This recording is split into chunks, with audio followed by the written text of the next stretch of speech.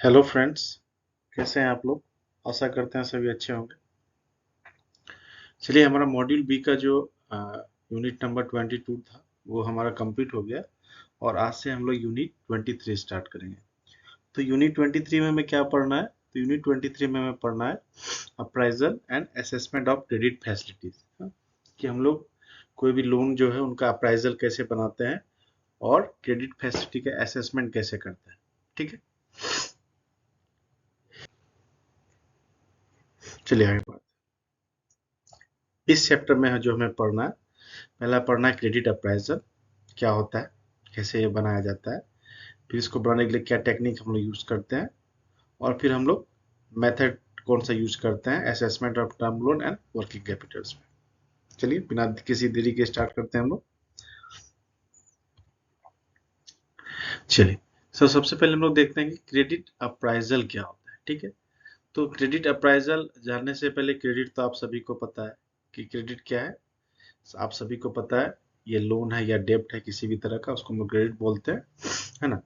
और अप्राइजल हम लोग हिंदी में क्या बोलते हैं, उसको मूल्यांकन, है ना। किसी भी चीज को इवेल्युएशन कैसे करते हैं, अप्राइजल कैसे करते हैं उसका। ठीक है, तो क्रेडिट क्या है? तो क्रेडिट इज ए लोन और डेब्ट whatever form sanction by bank to its customer. कुछ भी हो, ठीक है, कुछ भी हो किसी भी फॉर्म में, what ever form sanction by bank, मगर वो क्या होना चाहिए? लोन और डेब्ट होना चाहिए, तो वो क्या कहलाता है? क्रेडिट कहलाता है। ठीक है, तो मैं भी बात कर रहा था आपका कि क्रेडिट हमारा क्या होता है। फिर हम लोग बात करते हैं अप्राइजल के बारे में। The word appraisal is synonymous with assessment, evaluation, judgement, review and consideration. तो अप्राइजल में हम लोग क्या करते हैं? असेसमेंट करते हैं, फिर इवैल्यूएशन करते हैं, फिर डिसीजन लेते हैं, फिर उसका रिव्यू करते हैं, और फिर फाइनली हम लोग उसको कंसीडर करते हैं। ठीक है, यही हमारा अप्राइजल है। तो हम लोगों को पढ़ना है क्रेडिट अप्राइजल।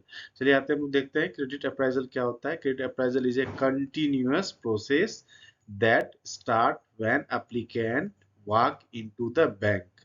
ये क्या है? एक कंटिन्यूअस प्रोसेस है जो चलता है बैंक में। इसमें होता क्या है? इसमें होता है कि जब कोई भी एप्लीकेंट पहली बार बैंक में आता है, कहाँ पे आता है? बैंक में आता है।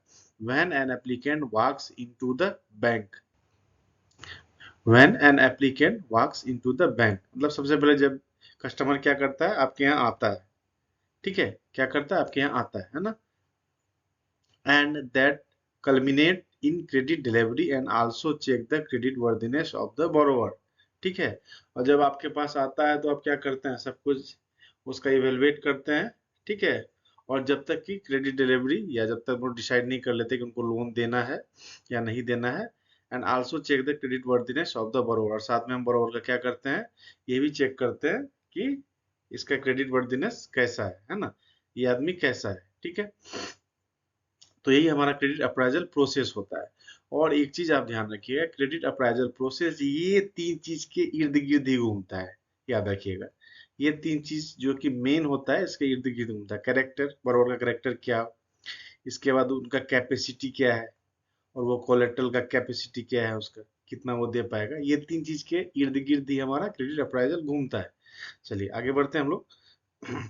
कहता है कि the primary objectives of evaluation is safety. Primary objective क्या होता है हमारा? इवैल्यूएशन का सेफ्टी। पहला सेफ्टी क्या है? कि हमारा जो लोन है वो सेफ रहे, वो कभी कभी खराब ना हो। दूसरा है liquidity of funds length and probability from the credit extended. पहला तो सेफ्टी हो जाए हमारा, ये पहला चीज है कि हम जो भी दे रहे हैं वो खराब नहीं हो। दूसरा क्या होता है? पैसा आते रहना चाहिए। मैं पहले भी आपको पहले क्लास में बताया कि लिक्विडिटी बनी रहनी चाहिए, प्रीपेमेंट होते रहना चाहिए जो फंड हमने दिया है। और तीसरा क्या है? प्रॉफिट भी आते रहना चाहिए। ठीक है, ये हमारा प्राइमरी ऑब्जेक्टिव होता है किसका? क्रेडिट अप्राइजल का। दूसरा क्या होता है? An appraisal is undertaken for insuring that a credit is good. दूसरा अप्राइजल हम लोग क्यों करते हैं? ताकि हमें पता चले जो कि हम लोन दे रहे हैं वो अच्छा है। खराब लोन तो हमने नहीं दे दिया, बैड डेब्ट्स तो हमने नहीं दे दिया, है ना। तो इसके लिए भी हमारा क्रेडिट अप्राइजल होता है। तीसरा क्या होता है? The credit involves inherent risk. Credit involves inherent risk which can not be avoided. अब देखिए, जब जब पैसा देंगे तो वहां रिस्क रहता ही है। जहां पे क्रेडिट की बात आती है तो रिस्क इनहेरिटेंट उसके विरासत में वो छुपा रहता है। मतलब अगर आप, सीधी सी बात है, आप डेली लाइफ में अगर आप किसी को पैसे उधार दो तो फिर वो वापस मिलेगा कि नहीं मिलेगा, इसकी कोई गारंटी नहीं होती है। तो इसीलिए बैंक के केस में भी सेम है कि अगर पैसा आप उधार दे रहे हैं तो वहां पे एक रिस्क है कि वो वापस आएगा कि नहीं आएगा, क्या होगा नहीं होगा, है ना। तो which can not be avoided, इसको आप अवॉइड नहीं कर सकते हैं, ये रहता है, छुपा हुआ रहता है। However, if the appraisal is done properly, the risk can be minimized। लेकिन अगर आप शुरुआत में अगर लोन देने से पहले अगर सब कुछ भांप ले अच्छे से, ठीक ठाक कि बोरोवर ठीक है कि नहीं, उसका कैरेक्टर अच्छा है कि नहीं, उसकी कैपेसिटी अच्छा है कि नहीं, नेटवर्थ अच्छा है कि नहीं, तो हम लोग इस रिस्क को क्या कर सकते हैं, मिटिगेट कर सकते हैं, मिनिमाइज कर सकते हैं, है ना। किसको, क्रेडिट रिस्क को, ठीक है। क्रेडिट में रिस्क छुपा रहता है, इसको आप अवॉइड नहीं कर सकते, मगर इसको मिनिमाइज कर सकते हैं with the help of good credit appraisal बना करके। चलिए आगे बढ़ते हैं हम लोग। चलिए, अब यहाँ पे बैंक है, बैंक में आप बैठे हुए क्रेडिट ऑफिसर, कस्टमर आपके पास आता है, कस्टमर बोलता है भाई मुझे तो लोन चाहिए। तो आप क्या करते हैं, तो आप सबसे पहले क्या करते हैं भाई, पहचानते हैं कि बोरोवर क्या है, कैसा है, किस टाइप का बोरोवर है, उसकी आइडेंटिफिकेशन होती है, वेरिफिकेशन होती है। फिर आप क्या करते हैं, फिर आप करते हैं कि उसका जो बिजनेस है उसको एसेस करते हैं कि भाई किस तरह का बिजनेस है, क्या प्रोडक्शन है, कितना उसका प्रॉफिट है, ये सब करते हैं। फिर आप उसका अंडरस्टैंडिंग द क्रेडिट रिक्वायरमेंट, आप फिर समझते हैं कि उसके बिजनेस तो है या नहीं है, तो उसको कितने पैसे की जरूरत है, कितना पैसा देने से उसका बिजनेस रन हो जाएगा, अच्छे से चल जाएगा। फिर आप अपना ड्यू डिलिजेंस रिपोर्ट भी बनाते हैं ना, ये करने के बाद कि इनको ये पैसा देंगे तो कहाँ पे क्या ड्यू डिलिजेंस यूज करना वो आप करते हैं। फिर ओवरऑल जब ये सब कुछ हो जाता है, आप सेलेक्ट करते हैं आपका बैंक का जो अप्रोप्रिएट स्कीम जो उनको दिया जा सकता है उस कस्टमर को। और फिर आप लोग क्या करते हैं, फाइनलाइज टर्म एंड कंडीशन करते हैं, जिसको हम लोग सैंक्शन बोलते हैं, और other legal term and condition वो करते हैं। ये सब चीजें आप क्या करते हैं, मेनली क्रेडिट अप्रेजल टेक्निक में यूज करते हैं हम लोग, ठीक है। ये होने के बाद हम लोग लास्ट में जो हमारा 6 है, इसमें 2-3 स्टेप आगे पीछे हो सकता है, ये डिपेंड करता है अदर बैंक में। ये बेसिक जो बाय डिफॉल्ट है ये मैं आपको बता रहा हूँ, ठीक है। तो फिर जा करके आप डिलीवर करते हैं, क्रेडिट डिलीवरी दे देते हैं, ठीक है। कब, ये जब सब सभी टेक्निक पे आप काम कर लेते हैं, ठीक है। तो ये हमारा क्रेडिट अप्रेजल टेक्निक है बेसिक। चला के हम लोग बढ़ते हैं। अब क्रेडिट अप्रेजल टेक्निक टेक्निक में जो है, जो हमारा सबसे पहला जो पड़ाव है वो है कि वैलिडेटिंग ऑफ प्रपोजल। जैसे ही कोई कस्टमर आपके पास प्रपोजल लेके आता है उसको आप वैलिडेशन करते हैं। क्यों वैलिडेशन करते हैं, क्यों करते हैं, अब देखिए कस्टमर तो है, एक एप्लीकेंट है, वो आया आपके पास और आप उसका वेलकम करते हैं ना, जैसे फोटो में आप देख रहे हैं। फिर आप उसको बिठाते हैं, चाय चाय नाश्ता, ना सॉरी नाश्ता नहीं, चाय पानी के लिए जरूर पूछते हैं। तो चाय पानी के लिए पूछते हैं, ग्राहक से भी पूछते हैं, चलिए बताइए क्या काम से आया आप बैंक आए। तो कस्टमर बोलता है कि मैडम मुझे लोन चाहिए। फिर आप बोलते हैं ठीक है बैठिए, आपके पास क्या क्या पेपर्स हैं आप मुझे दिखाइए। तो और उसके पास जो भी पेपर्स होते हैं, बिजनेस का प्रूफ हो या उनका खुद का आइडेंटिफिकेशन प्रूफ हो या लीगल जो भी डॉक्यूमेंट्स है वो सभी आप उससे पूछते हैं। तो चलिए वैलिडेटिंग और प्रपोजल में क्या इंपॉर्टेंट होता है इसको देखते हैं। तो कहता है the beginning of the credit appraisal process is not just about getting all the facts right. मतलब शुरुआत सिर्फ वहीं से ये चीज नहीं होनी चाहिए कि हाँ आपने, the beginning of the credit appraisal process is not just about getting all the facts, कि सभी चीजें आपको सही मिल जाए, बट मोर इम्पोर्टेंटली, लेकिन ज्यादा इंपॉर्टेंट किस चीज पे है, insuring that all relevant facts data and information are gathered before evaluating them. ये इंपॉर्टेंट है कि आप, जरूरी नहीं कि आपको सारा डाटा करेक्ट मिल जाए शुरू में, ठीक है, ये इसका मेन मोटो नहीं है। हमारा मेन मोटो क्या है, इंश्योर करना है आपको कि जो भी डाटा फैक्ट्स मिल रहे हैं वो प्रॉपरली गैदर्ड हुए हैं, प्रॉपरली इवेलुएट हुए हैं, ताकि बाद में हम ऐसा ना हो कि अगर हम शुरू में ही डाटा को सही से प्रॉपरली मैनिपुलेट नहीं कर पाए, उसको इंटरप्रेट नहीं कर पाए, इवेलुएट सही से नहीं कर पाए, तो क्या हो जाएगा, हमारा डिसीजन गलत हो सकता है, ठीक है। Bank must be able to clearly define the type of information needed.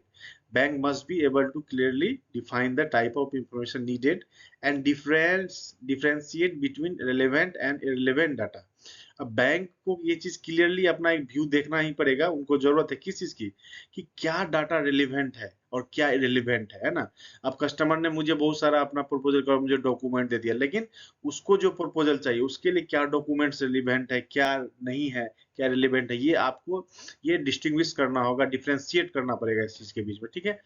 अब क्या करें, gathering excessive unnecessary information can overwhelm the process, delay decision and obscure critical insight। मतलब अगर आप बहुत ज्यादा इंफॉर्मेशन भी ले रहे हैं तो वहां पे भी क्या हो जाएगा आपका, जो कि इरेलीवेंट डाटा उसको भी आप अप्राइजल में ऐड कर रहे हैं, तो फिर वहां आपको थोड़ी परेशानी होगी। जो डिसीजन होना चाहिए बहुत जल्दी वो आप जल्दी नहीं ले पाएंगे, और वो चीजें कॉम्प्लिकेट हो जाएगी, इंफॉर्मेशन ओवरवेल्म हो जाएगा, प्रोसेस ओवरवेल्म हो जाएगा, डिले हो जाएगा डिसीजन लेने में। तो इसलिए कहता है जो रेलिवेंट डाटा और इरेलीवेंट डाटा ये दोनों में आपको डिफ्रेंशिएट कर लेना है। ठीक है, चलिए। अब क्या है कि जब कस्टमर आपको अपना डॉक्यूमेंट सबमिट कर देता है कि चलो भाई हमने आपको डॉक्यूमेंट सबमिट, फिर आप क्या करते हैं, तो यहाँ पे जो आपका पहला जो स्टेप होता है कि आप सबसे पहले verification of information with supportive documents. अब जो भी डॉक्यूमेंट उन्होंने प्रोवाइड किया उसको पहले वेरीफाई करते हैं। किसके साथ वेरीफाई करते हैं, जो उन्होंने डॉक्यूमेंट दिया। तो डॉक्यूमेंट क्या हो सकता है, अगर कोई बिजनेसमैन बिजनेस लोन लेने के लिए आया है तो आप उसका देखते हैं भाई उनको लाइसेंस मिला है ट्रेड के लिए कि नहीं, उनको जीएसटी है कि नहीं, ठीक है, उनका केवाईसी डॉक्यूमेंट है कि नहीं, वो जो प्रोजेक्ट बना के लाए अगर नया बिजनेस करना है स्टार्टअप करना वो प्रोजेक्ट सही है कि नहीं, ये चीज सब चीज को क्या है तो वेरीफाई करते हैं आप। ठीक है, वेरीफाई करने के बहुत सारे प्रोसेस हैं, ठीक है, बहुत सारे प्रोसेस है, उस पर हम नहीं जाएंगे, बट पहला आप क्या करते हैं, जब किसी भी प्रोपोजल को वैलिडेशन में जाते हैं इस प्रोसेस में, तो पहले आप केवाईसी डॉक्यूमेंट जो इनिशियल उनका लाइसेंस वगैरह है जो सपोर्टिव डॉक्यूमेंट उसको वेरीफाई करते हैं ना। चलिए आगे बढ़ते हैं हम लोग। नेक्स्ट हम लोग आते हैं, दूसरा जो हमारा प्रोसेस है वो है, सॉरी यहाँ पे ये यहाँ पे 2 नंबर होगा, ये 1 आ गया है, इसको आप डिलीट कर दीजिए, यहाँ पे ये 2 नंबर होगा। जब आप डॉक्यूमेंट वेरीफाई कर लेते हैं तो बोलते हैं ठीक है भाई आप बिजनेस कहाँ करोगे, कौन सा साइट है, चलो ले चलो मुझे, या अगर आपकी एग्जिस्टिंग बिजनेस है तो कहाँ पे आपकी फैक्ट्री है मुझे दिखाइए। तो आप क्या करते हैं, फील्ड वेरिफिकेशन करते हैं, ऑफिस हो या उनकी फैक्ट्री हो, तो वहां पे आप क्या देखते हैं, वहां पे देखते हैं अगर कोई एग्जिस्टिंग बिजनेस है तो भाई उनका फैक्ट्री कैसा है, कितने लेबर हैं, कितने लोग काम कर रहे हैं, स्पेस कितना बड़ा है, मैनेजमेंट लेवल क्या है, प्रोडक्शन लेवल क्या है, लो स्किल्स क्या है, क्या क्वालिटी में प्रोडक्ट बना रहे हैं, ये सब चीजें आप फील्ड वेरिफिकेशन के दरमियान में ये देखते हैं। ठीक है, साथ में लीगल चीजें भी देखते हैं कि इनका फैक्ट्री कहाँ है, कहीं कोई आसपास फैक्ट्री कोई ऐसी चीजें तो नहीं है जिससे कि लीगल प्रॉब्लम हो जाए कल के डेट में, अगर फैक्ट्री में पोल्यूशन बहुत ज्यादा हो रहा है, कि आसपास में कोई स्कूल हॉस्पिटल तो नहीं है जिससे फ्यूचर में फैक्ट्री बंद हो जाए। तो ये सब चीजें आप फील्ड वेरिफिकेशन के दरमियान ही देखते हैं। या फील्ड वेरिफिकेशन में आप ये भी देखते हैं कि जो जमीन जो बिल्डिंग वो आपको एज ए कोलेटरल सिक्योरिटी देगा, उस जमीन के रास्ता है कि नहीं है, उस जमीन में नाला है कि नहीं है, इलेक्ट्रिक लाइन है कि नहीं, बहुत सारी चीजें जो आप फिजिकल वेरिफिकेशन के दौरान ही देख सकते हैं। वो आपको ब्रांच में बैठ के देखना पॉसिबल नहीं है, और आप वैसा अगर करते हैं तो श्योर आपका वो बैड डेब्ट्स होना ही होना तय है, इसीलिए ब्रांच से निकल के फील्ड में जाने की जरूरत है। चलिए, तीसरा हमारा है verification of licence and approvals. अभी हम लोग क्या करते हैं, जब हमारा फील्ड विजिट कंप्लीट हो जाता है तो फिर हम लोग क्या करते हैं, उसका एलिजिबिलिटी चेक करते हैं, उसका लाइसेंस चेक करते हैं ना कि वो सही है कि नहीं है, confirm licence and validity and types, है ना। इसके बाद हम इवेलुएशन करते हैं उसका, उसकी कैपेसिटी क्या है, वो कितना पैसा ले सकता है, ताकि वो कितना वो रिपे कर पाएगा, है ना। और भी जो लीगल फॉर्मेलिटीज वगैरह वो करते हैं, उसके बाद हम लोग क्या करते हैं, लोन को अप्रूवल में डाल देते हैं। ठीक है, और वो हमारा जो हायर अथॉरिटी होता है वो उसको अप्रूव करता है। ठीक है, चलिए हम लोग क्रेडिट रिस्क पढ़ते हैं क्या होता है। कि कहते हैं credit risk is defined as the possibility of borrower default. Borrower के डिफॉल्ट होने की पॉसिबिलिटी को हम लोग क्रेडिट रिस्क बोलते हैं। मैं पहले भी कहा आपको, ये इनहेरिटेंट होता है, छुपा होता है, जहां क्रेडिट होगा और रिस्क वहां पे सोचिए छुपा होगा, क्या होगा वहां पे छुपा होगा, है ना। तो इसको हम लोग अगर सही से हम लोग इसको इवेलुएट करें, सही से अगर इसका रेटिंग करें, तो हम लोग इसको मिनिमाइज कर सकते हैं। अब डिफॉल्ट जो होता है, डिफॉल्ट होने के 2 मेन रीजन होते हैं, एक होता है जेन्युइन डिफॉल्ट जिसको हम लोग बिजनेस फेलियर भी बोलते हैं, दूसरा होता है विलफुल डिफॉल्ट। ठीक है, विलफुल डिफॉल्ट, जानबूझ के मुझे बेईमान बनना है। ठीक है, अब जेन्युइन डिफॉल्ट में जिसको हम बिजनेस फेलियर बोलते हैं उसके 2 रीजन हो सकते हैं। एक्सटर्नल फैक्टर क्या हो सकता है, एक्सटर्नल फैक्टर हो सकता है सपोज करिए कोविड-19 हो गया अचानक से, साल भर के लिए मार्केट बंद हो गया, वहां पे बिजनेस क्या हो जाएगा, तबाह हो जाएगा, है ना, बंद हो जाएगी, लॉस हो जाएगा। कोई नेचुरल कैलेमिटी हो गया, नेचुरल डिजास्टर हो गया, तो इस तरह की चीजें की वजह से बिजनेस में क्लोज हो सकता है, ऐसी समस्याएं आ सकती है। ठीक है, लेकिन जो इंटरनल फैक्टर है वो क्या क्या हो सकता है आपका स्किल अच्छा नहीं हो, आप जो प्रोडक्ट बना रहे हो मार्केट में डिमांड नहीं हो, आपके डिमांड के अनुसार सप्लाई नहीं हो। ठीक है, या आप आप जितना आपके फैक्ट्री में स्टाफ है उस हिसाब से आपका प्रोडक्शन नहीं हो रहा है, इसकी लेबर नहीं है, आपका आपका मैनेजमेंट अच्छा नहीं, मॉनिटरिंग अच्छा नहीं है, ये सब चीजें इंटरनल फैक्टर में आती है। ठीक है, तो डिफॉल्ट होने के दो रीजन होते हैं, जेन्युइन डिफॉल्ट है, विलफुल डिफॉल्ट। जेन्युइन आपको पता ही है, जो बियॉन्ड द कंट्रोल, हमारे कंट्रोल में नहीं था कभी कभी, और विलफुल द कंट्रोल में है, सब कुछ है, पैसा में वो जो देगा नहीं, बेईमान बंदा है, ठीक है। अब क्रेडिट रिस्क को कैसे इवेलुएट कर ले, इसके लिए क्रेडिट रिस्क रेटिंग बनाएंगे। रेटिंग में क्या होता है, हम लोग हर एक क्राइटेरिया पे एक मार्क्स देते हैं, और वो मार्क्स के आधार पे ओवरऑल उसका एक स्कोर रेडी होता है, और वो स्कोर जो है हमारे ग्रेडिंग को डिपेंड करता है। जैसे होता है ना एग्जाम में जो मार्क्स होते हैं, फर्स्ट, सेकंड, थर्ड, फोर्थ, ठीक है, मैट्रिक, इंटर में जो होता है, उसी के हिसाब से यहाँ पे A0, A1, A2। तो इसमें क्या होता है, एक्सेप्टेबल लिस्ट होता है, टॉलरेबल लिस्ट होता है, ठीक है।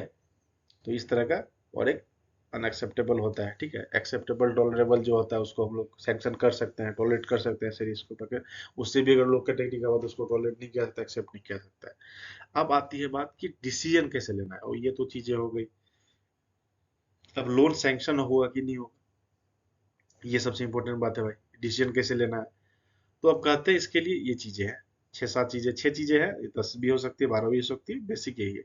आपको क्रेडिट रेटिंग स्कोर देखना है, वो सही है कि नहीं है। जब ये सही है तो फिर आपको देखना है कि आप जो स्कीम दे रहे हैं इनको या देंगे, या जो ये बिजनेस अप्लाई किया है वो आपका बैंक का लेंडिंग पॉलिसी में है कि नहीं, वो एक्टिविटी है कि नहीं है। इसके बाद बंदे का कैरेक्टर कैसा है, विलिंगनेस टू पे, ये इस मैटर में फिनेंशियल कैरेक्टर कैसा है, ठीक है। उसकी कैपेसिटी क्या है, वो बिजनेस चला के ये पैसा दे पाएगा कि नहीं पाएगा, ठीक है। उसके बाद उसका खुद का कैपिटल क्या है, उसकी खुद की नेटवर्थ क्या है, बिजनेस के लिए सपोज करें अगर 5% मार्जिन चाहिए, वो दे पाएगा कि नहीं, या वो भी उसको बाजार से उधार लेना पड़ेगा, वो सॉल्वेंट होगा कि नहीं होगा, ये सब चीजें हमको देखनी होती है। छठा हमारा मैनेजमेंट इवेलुएशन भी होता है, ठीक है। उनके स्किल्स को देखते हैं, मैनेजमेंट को देखते हैं, ठीक है, कैसे वो बिजनेस ये कर रहे हैं। तो ये सब चीजें जो है, वो अगर उस पर खरे उतर जाता है तो हम लोग डिसीजन लेते हैं, ठीक है। और अदरवाइज अगर ये सब चीजों पे अगर वो खरा नहीं उतर पाया तो क्या होगा, ये काला वाला जाके यहाँ पे रिजेक्ट कर देगा। The proposal would be rejected if it does not pass any of these test.